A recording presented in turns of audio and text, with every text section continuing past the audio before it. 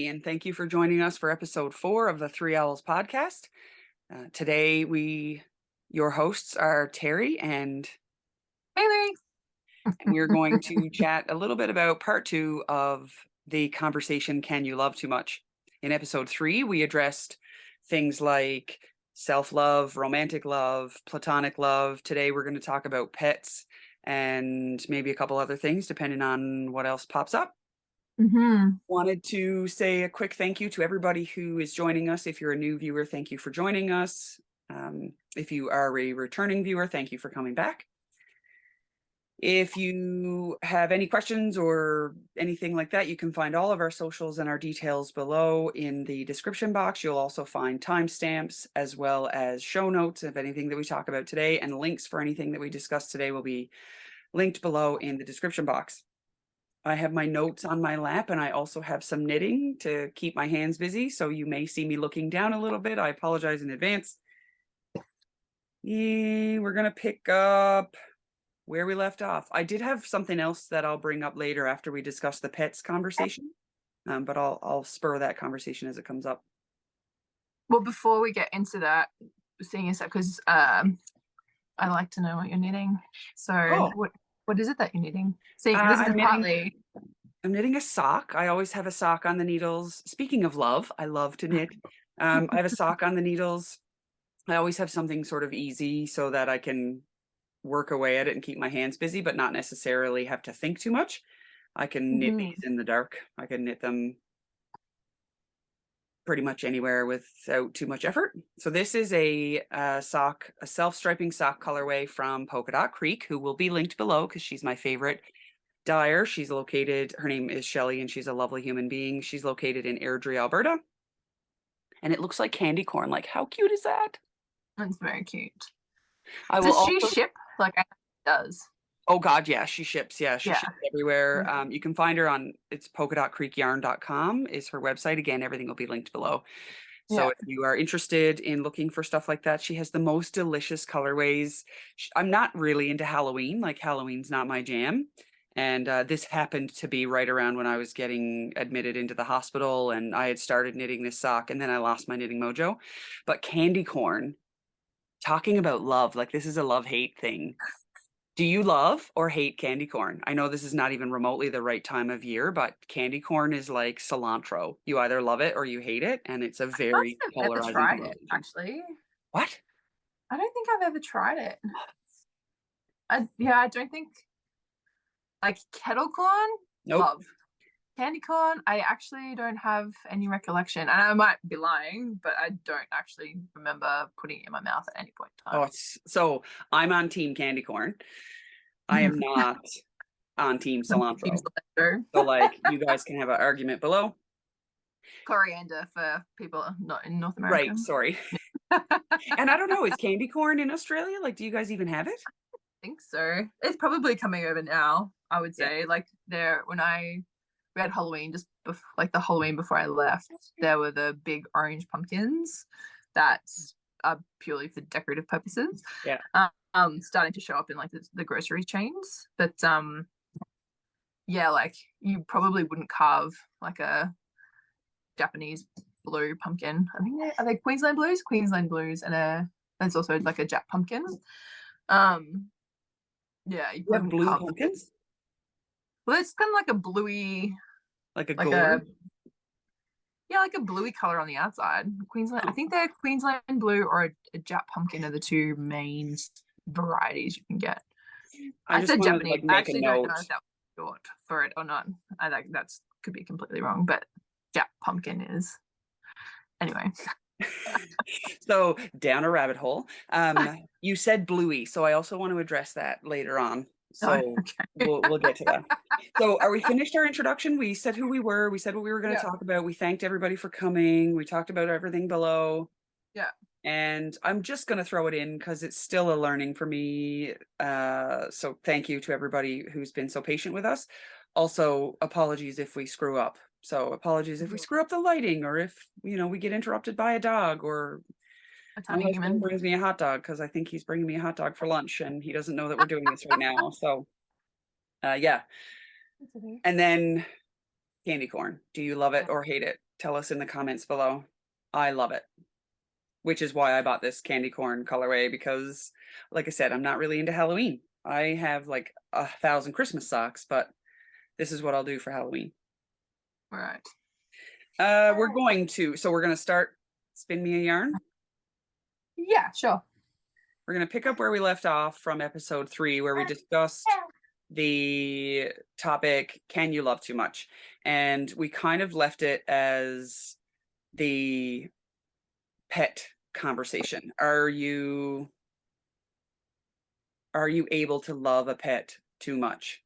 And I'm gonna just basically start with Haley because she has currently got pets and I do not. I had 3 dogs at one point and they've all passed away. So I think for me, it's not necessarily can you love it too much. It's more like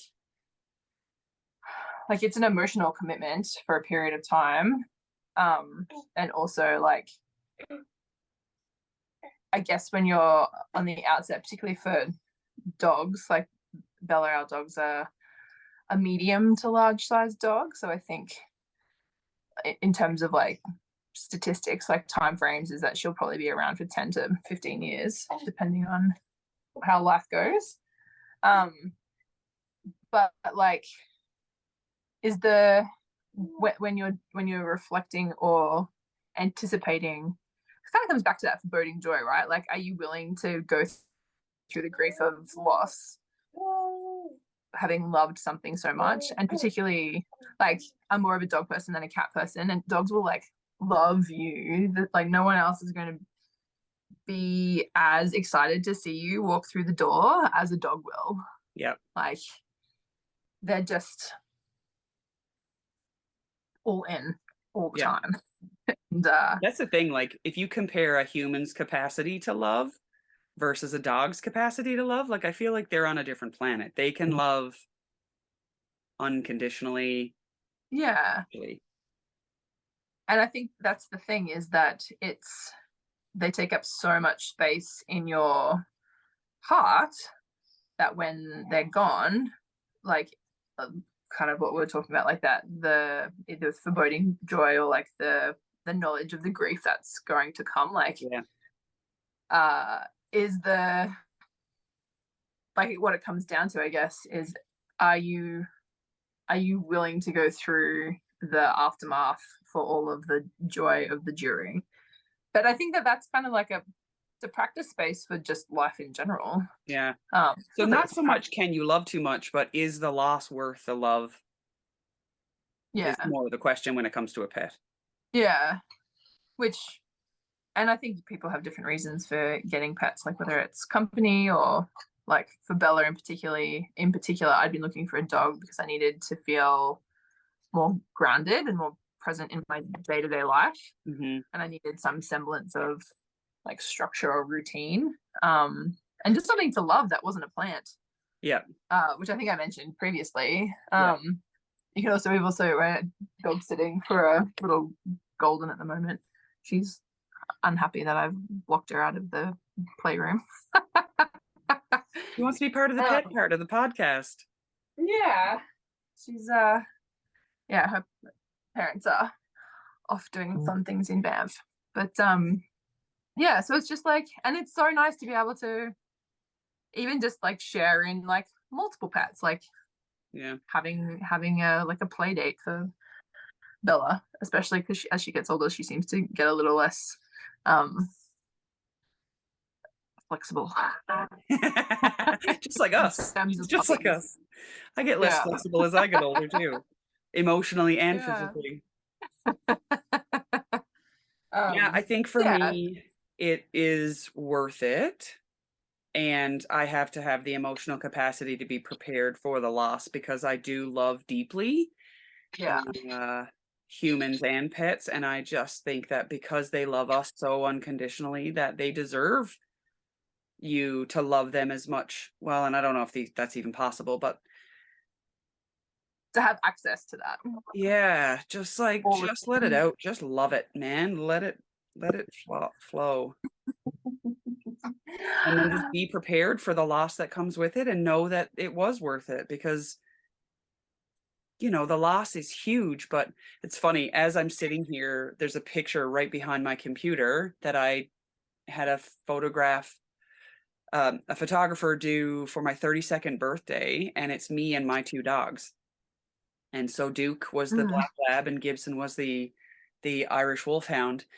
And I remember that day. I can smell Gibson's breath. It was terrible, by the way, but that sort of thing, that is for me, that is worth it.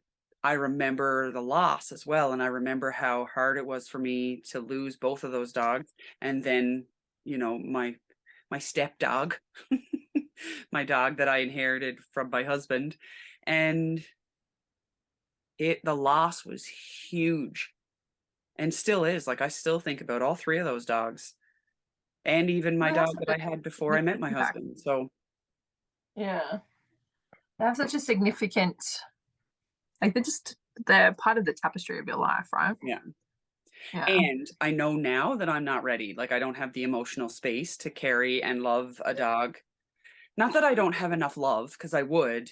It's just that the capacity I have to sort of do what the dog deserves.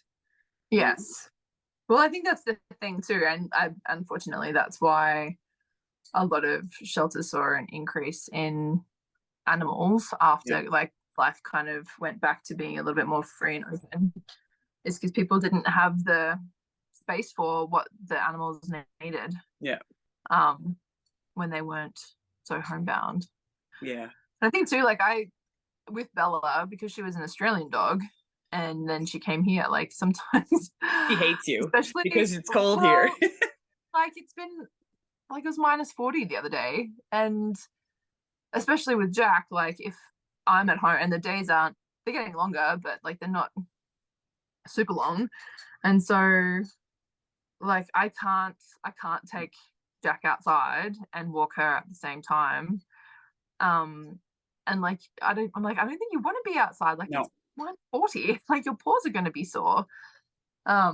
Even like and even just with the little booties and stuff. Yep. And so I don't know. Like I have questioned.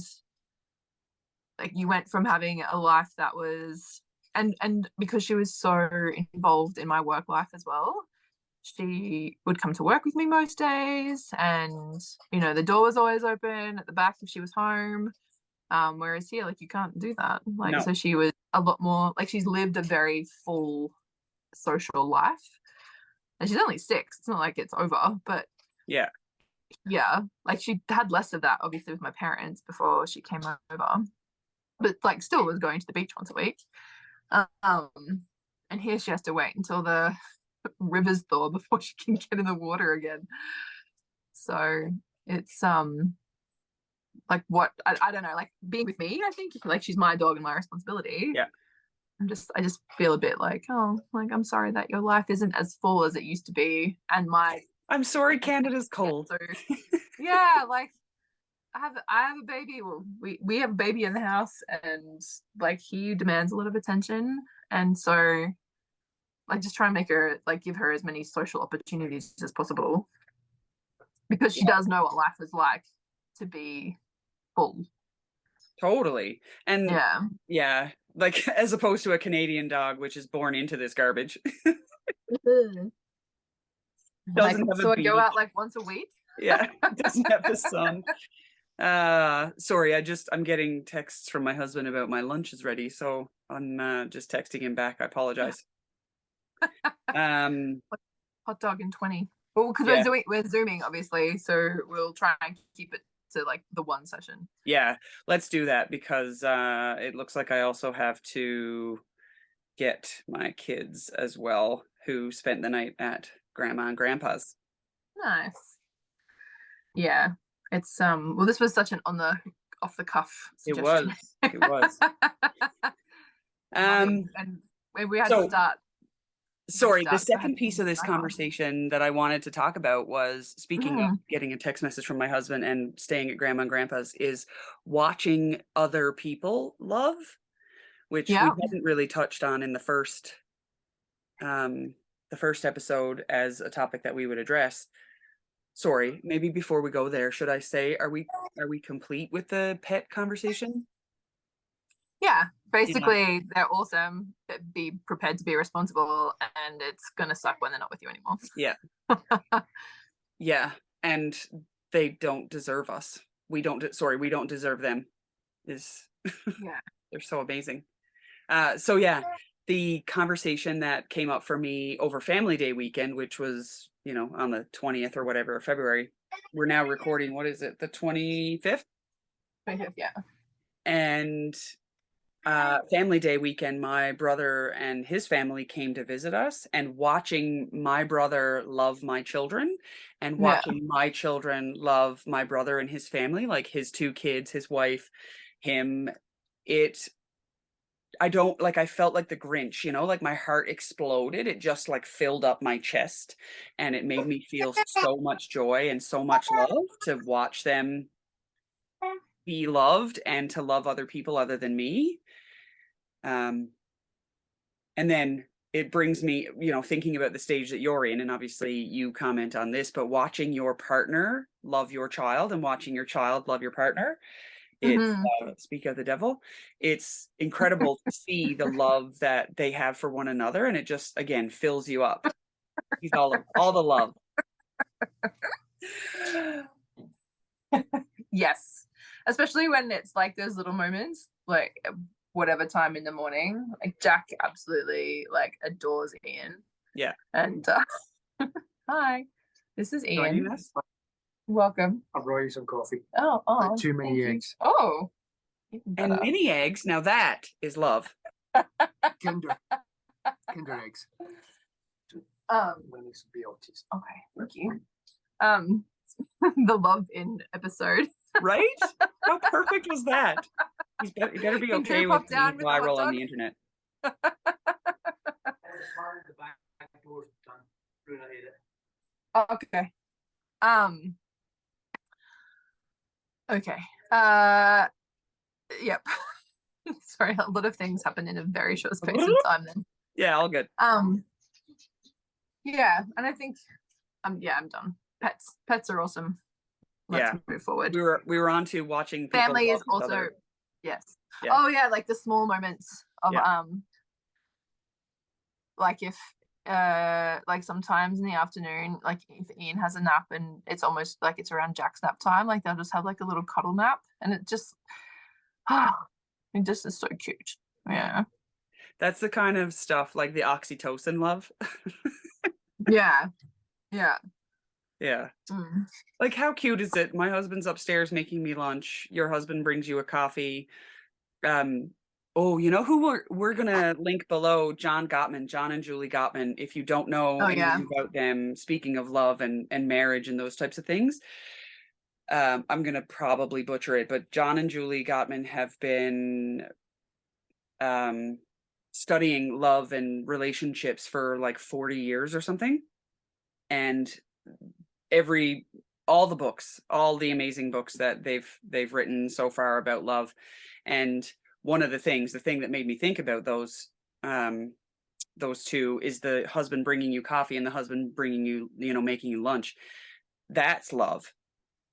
Yeah. Buying you expensive, extravagant gifts or going on extravagant vacations. That's not what love is about. It's the little things. I mean, it is about that too.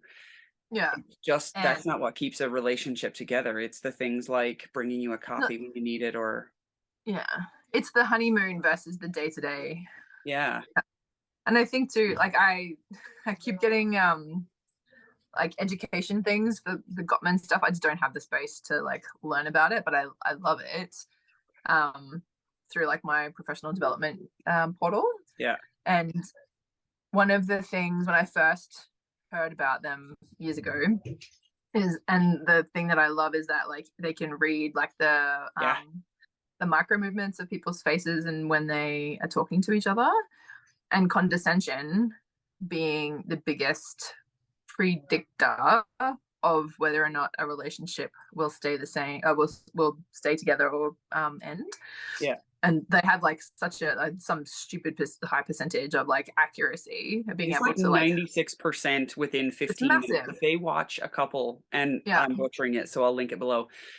but it's some ridiculously high number. Within 15 minutes, they can tell with 90+% accuracy that you will be together in so many years or whatever. It's and being able to like just witness a really benign conversation, but that condescension, which is like putting self above other, and being like, because once you start that chasm, like it's hard to come back from. So rather than being equals, if you see yourself as above your partner, it's a slippery slope. Which I think is, and this is just me speculating, but this is probably why I am more successful. We are more successful in our marriage now than we were 10 years ago, because, you know, we're 43 and not 33. And not that I would, you know, like there's wisdom that comes with age. And you know, not that I was arrogant at 33, but I was probably more arrogant at 33 than I am at 43.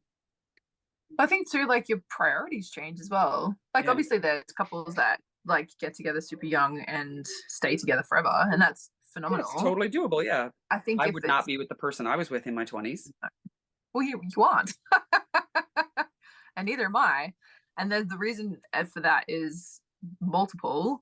But what it really comes down to is like growth. Like, are you growing together? Are you growing apart? Do you like, if your values change, are they changing in the same direction, or like where is it you want to put your energy? Because you know,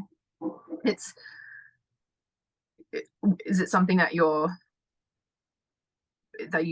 deem worth fighting for every day? Because like I think back, there's something like one of my big things in finding someone is that I wanted to, one of the, like for me, is that being in a relationship means waking up and like saying yes to that person every day, right? And it's not necessarily like this is going to happen, but it's like being like, I'm still a yes. And you swear again? Sort it out. Baby, you are fired. I am fired. In the next episode, return where it's just Terry. It's 1 owl in a trench coat. 1 owl. Propped up by socks. Oh my gosh. Sorry, I'm sorry. I think that's the thing. Like during the global pandemic, my husband and I often said, and he said this to me recently, he almost feels guilty that we grew together because others were not that lucky, right? Like other people have grown apart, and there's been large proportion of couples have divorced through that time because it was a really rough time. Well, and then, fast forward through the pandemic, we're stronger than ever. And then I get cancer, and then he gets whatever the heck he has that we're dealing with right now. For those of you that don't know, both my husband and I had some pretty rough times during 2022. If you haven't watched episode 1, where I address my cancer diagnosis, my husband has some things going on himself, which I won't share because they're his to share. But same thing, like we've gotten even tighter. Yeah. And I think it's interesting, like, you're not the first person that has said like that there's a layer of guilt in there, like, and I get it's because you can empathize with the fact that the whole world is feeling a lot of things, and it's like, how do you adjust, or how do you calibrate that you actually did okay? Like things shifted in a positive way for you and your family because of the challenge that you faced. And like it's I think it's probably more common than what we realize. It's just that there's so much other awfulness that like you don't want to be like, oh, I actually COVID was great for me. Like like survivor's guilt or whatever, we made it through and we're better off.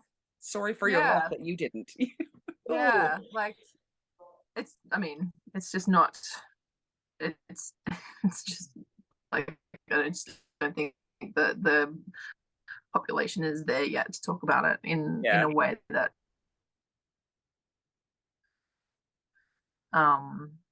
super good and just interesting for your own information, as well as like being in a couple. Yeah. I think I Because lost you for a relationships are, second, so I don't know if that was just me or if it was you or what, but what was no that, big sorry? deal. You're still there. You're here Oh. now. I lost a little section, but I don't know if that was just me or something. Oh, okay. One other thing that I wanted to touch on with watching others love others Mm-hmm. was the innocence and the pureness of the love of a child. Mm-hmm. And I, quite honestly, full transparency, I was not prepared for this to be a 2-episode conversation with all of these topics about love and all this kind of stuff. I kind of thought it was going to be a bit of a, one and done and not much to talk about. But here we are, 2 episodes in and running at a time. The reason I wanted to bring that up was on Valentine's Day. So right after we recorded our first episode, I think we recorded it on the 12th or something of February, Yeah. or maybe even a little earlier. And so it was right around that time that Valentine's Day was a thing. My 3-year-old went to daycare that day, and they, the 3-year-old and the 5-year-old brought home these little bags of all these little Valentines and cute little candies and chocolates and things that they had received from all of their friends at daycare. And as we're leaving the daycare that day, my 3-year-old says to me, "Mommy, I want to share my Valentines with you." And I said, "Oh, sweetheart, that is so kind. And they're for you. You don't need to share them with me. Those are the gifts that your friends gave to you. So you have those." And she said, "Yes, Mommy, but you're my best friend. I want to share my Valentines with you. And you could have knocked me over with a feather." And I'm surprised I'm not crying right now, because that was like, for her, just think about how big that love feels. Now, here comes the crying. Imagine how big that love feels for her. Like, she has no idea how much I love her. And I would never take her chocolate. You know what I mean? Like, I would give her my last chocolate, but she doesn't. She wants to share that with me, and I just thought that you could have. My heart exploded that day. It was just so amazing. But yeah, I'm also really happy that we're recording these things so that they can live on in perpetuity, so that when these guys hit like preteen and teen, and you're like, "Why are you so smelly? And why don't you want to talk to me?" You'd be like, "Oh, remember when you were this big and you cried every time I left the room?" yeah, Like, we're doing sleep training, and Jack literally, like, he had like his arms and legs, like I had my hand on his chest just to soothe him, and he's just like wrapping, he's like a little sloth, like holding on to. I'm like, "Oh, babe, I want this, so like I want to pick you up so much, but I also want you to be able to sleep like as a human for the rest of your life." yeah. So I feel really awful that you're crying so much, and that you're literally giving me your whole body to like lift you up. And I don't know, it just sucks, but It does. sleep is It's awesome. that whole, So it's not tough love, but it's that whole, I'm doing this as a favor for you so that you yeah, can sleep as an adult, and you yeah, don't have. Oh, yeah. oh, Little terrible. people, dogs, Little people, dogs, other all the love. people. Uh, Oh, so while we're on little people, Bluey. oh, Bluey. Yes, I forgot Mm-hmm. about that. So I love Bluey. That is Mm-hmm. all. Okay. It's just, so a friend of ours from Australia tagged me in a video that they had on some ABC or something like that, some Australian channel, and it was a game show, I believe. And this woman, there was a Bluey category, and this woman was killing it. Like, she has a Bluey tattoo. It's actually bingo. I know. And I was like, oh my God, that could totally be me. I I swear, when Bluey comes on, if we have the television on and Bluey happens to come on, my 5-year-old yells, "Mom, your favorite show is on." And it is, if you are a parent, even if you're not a parent, just do yourself a favor and go watch Bluey. Our meeting will end in 10 minutes. Okay. So I'd like to yeah. also, it's set in Brisbane, and so for me, even though like regardless of where I've been, so when I was living in New South Wales, like Brisbane's where I went to uni, and it's kind of where I circle back to before like the next phase of my life. It's been like a holding space. Yeah. And they just do such a beautiful job. Like it's very nostalgic to watch it for me. Like also awesome. Like they do a really good job of the characters and Yeah. the Well, relationships and and the way they and all that kind of portray stuff. the ideas. I think I shared with you Yeah. one day, they're in a vehicle, and at one point they sort of pan to the back seat where Bluey and Bingo are sitting, and the back seat is Yeah. like a bomb went off. Like there's garbage everywhere and Cheerios on the floor. That's legit. That's real life in a Yeah. mom vehicle Yeah. or in a dad vehicle, in a parent's vehicle. And I love that they don't sort of sugarcoat anything. It's not perfect. Nobody's perfect. Yeah. Anyway, They're not like the kids I aren't love it. like perfectly behaved for a 5 hour road trip. Yeah. Yeah, Go exactly. and see their grandparents. Yeah. How my kids love sharing Valentines, watching others love. So just overall, just to sum it up, because we've got 10 minutes and we still have to do bestest part of the bestest day. In summary, unless we want to do a part 3. I had an idea for the next episode, so let's maybe. Okay. Yeah, we'll see. I mean, love is everlasting. It's ongoing. It'll always cycle back in. Yeah. But in terms of answering the question to your February topic, can you love too much? What is your thoughts, your closing thoughts on that? In short, no. Okay. The long answer we've already addressed. As long as it's healthy boundaries and it's not enmeshment, no. I think you can absolutely love as long as you are prepared for what comes should there be loss. Yeah. Yeah. And to add to that, grief is a learning. Yeah. Like grief is a learning, and being able to move through that in a hey baby, being able to move through that gives you empathy. It gives you like a full range of emotions that brings you the full spectrum of being human. Well, and it goes back to what you said in episode 3, talking about the hardening. It keeps you soft, which keep it soft. Yeah. Hey. Yeah. I don't want to be an exoskeleton. I don't want to have an exoskeleton. No. I just want to be, penetrable in a emotional way. Yeah. Same. Yeah. Yeah. All right. Do you feel complete around that? I do. Yeah, I do. Awesome. I think it's probably going to be something that we bring up often. So I think we'll keep coming back to it, but well, because we're like hearts are like out here. Like the sleeve finishes and the heart's like the first thing you hit before you get anything else. So okay. So what is your bestest part of your bestest day? Honestly, my husband making me lunch. Yay! Yeah. How about I you? like it. I have twofold. One is when Jack fell asleep by himself in his crib. Yay! And yes, receiving a coffee. Right? Just those little in quotations, those little things that add up to being thought of. Yeah.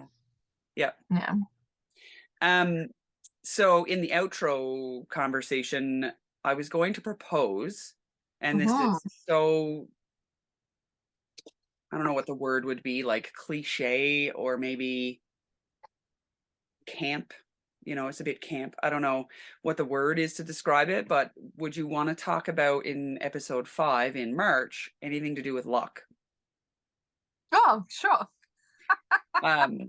And I was thinking I had no idea where you were going with that. Oh no? I'm like, I just and like with the Irish. Yeah. Day, do we want to address luck?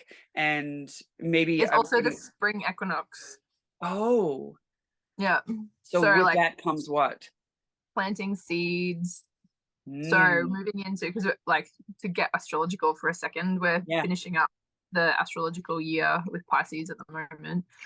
So we move into Aries, which is like the first house of the 12-month cycle.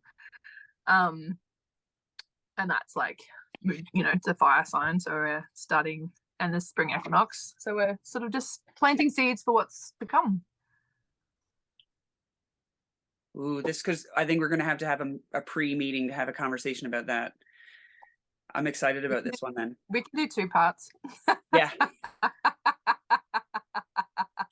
I will also just share that March is going to be a pretty hefty month for me medically, and we are going to do our best to stay on track. We're going to do our best to meet with you in person, and when we can't, like this month, sort of the second half of the month got in the way, so we are doing this virtually today. We will, any chance we can, do it in person, because it's just, there's something about being together too that I think that really helps the gel of the way the podcast presents. Just -40 isn't good for leaving the house. No. And there's been lots of conflicting things happening outside of, but what we can do is potentially record like the whole thing and just release it in 2 parts. The only downside of that is that we don't have the digestion, but what we could do, record the whole thing, walk away, digest, and then have an optional virtual, should time not allow, in person reflective piece that's very short. Yeah, I like that idea.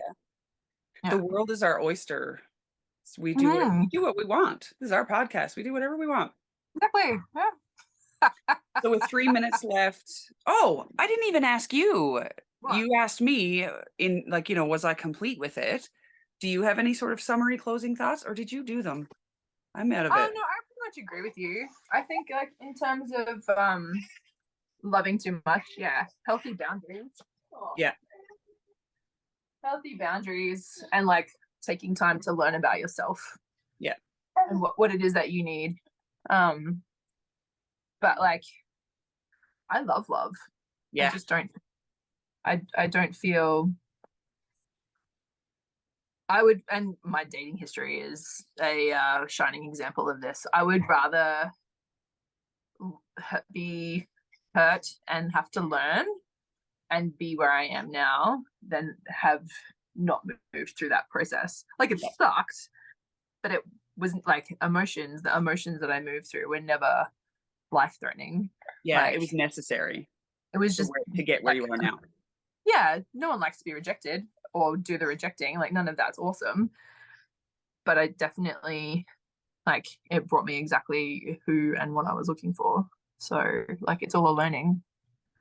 So apologies for putting that sort of after the outro, but it's a learning. It is a learning. It's all a learning.